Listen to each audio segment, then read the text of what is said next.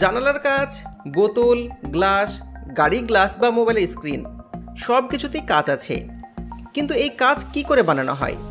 পানি থেকে বানানো হয়? কাঁচ কি আসলে পানিকে শক্ত করে বানানো হয়? অনেকের মনে এই প্রশ্নটা আসে। তবে আপনাদের বলে দিই, একেবারেই না। কাঁচ আসলে তৈরি করা হয় বালি থেকে, তবে কোনো সাধারণ বালি নয়, এক বিশেষ বালি। কারখানায় অনেকগুলো ধাপ শেষ করে বালু থেকে কাঁচ তৈরি করা হয়।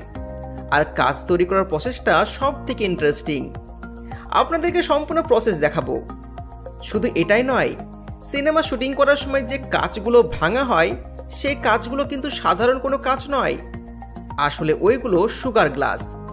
ওই কাঁচগুলো আপনি নিজের হাতে ভাঙলেও আপনার হাত কাটবে না, কিংবা আপনার হাতে কোনো ক্ষতি হবে না। সমস্ত মেকিং প্রসেস আপনাদেরকে দেখাবো। তো চলুন শুরু করা যাক আজকের ভিডিও। পৃথিবীর সব জায়গাতেই বালি আছে, কিন্তু সমস্ত বালি দিয়ে কিন্তু কাঁচ বানানো যায় না।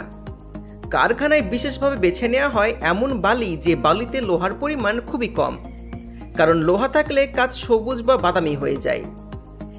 একেবারে স্বচ্ছ কাঁচ পেতে হলে লোহার উপস্থিতি যতটা সম্ভব কমানো লাগে। এর জন্য বালি পরিশোধনের কাজ করা হয় বিশেষ মেশিন দিয়ে। বিশাল মেশিনে পানি দিয়ে ধুয়ে বালি পরিষ্কার করা হয়। ময়লা, কাদা আর লোহার ছোট ছোট কণাগুলোকে আলাদা করা হয়।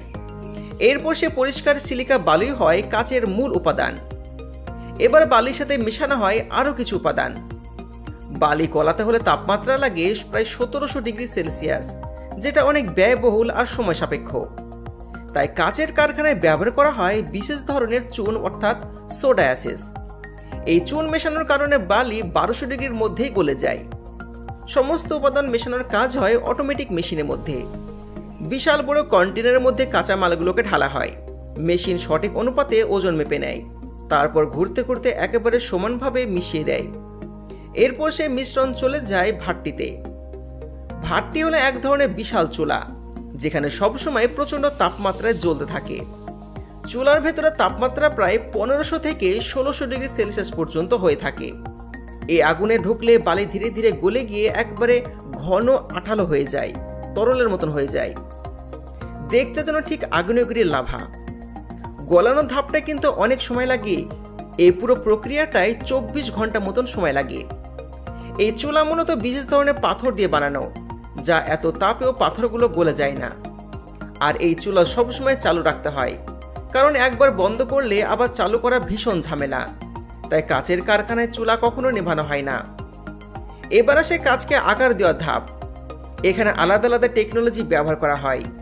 কাঁচের